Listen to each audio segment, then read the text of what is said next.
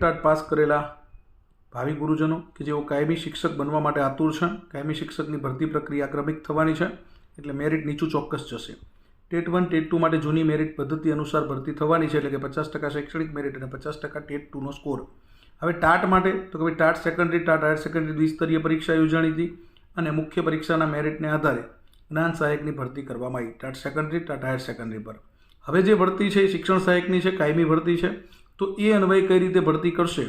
તો અગાઉ 70-30નો ઠરાવ સરકારે કરેલો છે. 70% ટાટનો સ્કોર, 30% તમારો શૈક્ષણિક લાયકાતનો. અથવા જો ટાટના મેન્સના સ્કોરને આધારે ભરતી કરે તો પણ આવકાર્ય છે. આપણે ભરતી સમયસર થાય એ ખૂબ જ અગત્યનું છે. એટલે જે પદ્ધતિથી ભરતી કરે એ યોગ્ય છે. આપણે આ બાબતે કોર્ટમાં જવું નહીં કે પછી પોતાનો અંગત સ્વાર્થ વિચારવો નહીં.